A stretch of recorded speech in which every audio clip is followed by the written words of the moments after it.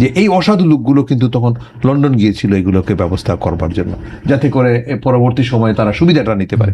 কিন্তু সরকার এই 149টা লাইসেন্স বাতিল করে দিয়ে প্রমাণ করলেন যে আমরা ওর মধ্যে নেই।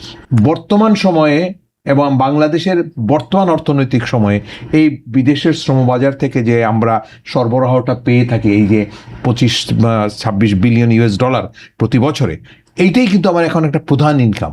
যেহেতু আমার এখানে প্রোডাকশনের ক্রাইসিস আছে, আমার ডিসরাপশন আছে, আমার ইন্ডাস্ট্রিগুলোতে চাপ যাচ্ছে, গ্যাস বিদ্যুতের আমি সাপ্লাই দিতে পারছি না, সুতরাং ওই আমার শ্রমটাকে দিয়েই, আমার মজুরি দিয়ে আমার দেশের অর্থনীতিতে একটা ভালো ভালো যোগান দিতে হবে। এই কাজটা তারা করছেন। বসুন্ধরা টিস্যু, অশুদ্ধতার বিরুদ্ধে এক বিন্দুও ছাড় নয়।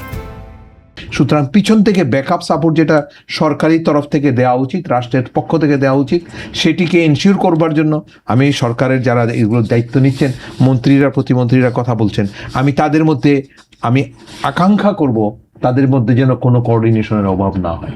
এক একটা মন্ত্রণালয়ে মন্ত্রী, প্রতিমন্ত্রী, উপদেষ্টা, আরও বিভিন্ন রকমের এক্সপার্টস লোকজন আছে, ওনারা যেন নিজেদের মধ্যে কোঅর্ডিনেশনটা ঠিক রাখেন। যেমন এক মন্ত্রী সাহেব যা বলছেন, প্রতিমন্ত্রী সাহেব তাই বলছেন, বা উপদেষ্টা মহোদয় বা প্রধানমন্ত্রীর মানে লাইন অফ থিঙ্কিং সবগুলোর একটা যেন ঐক্যতান থাকে, সমন্বয় যদি না থাকে আরও বিপদ হবে। কারণ ওই সুবিধাটা ওই অসাধু লোকজনগুলো গ্রহণ করবে।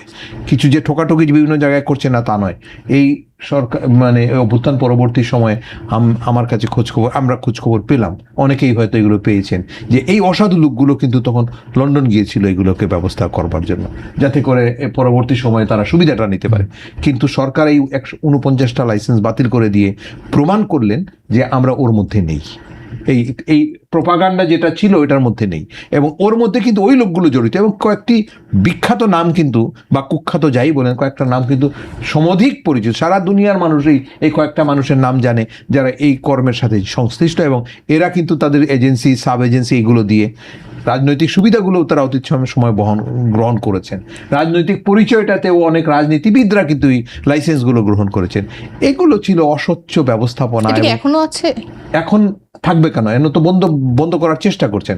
আর যেন নতুন করে এই রকমের অস্বচ্ছ ব্যবস্থার মধ্যে না যায়, সরকারের চোখগুলোকে খোলা রাখতে হবে। আমি এই কথাটাই বলতে চাই।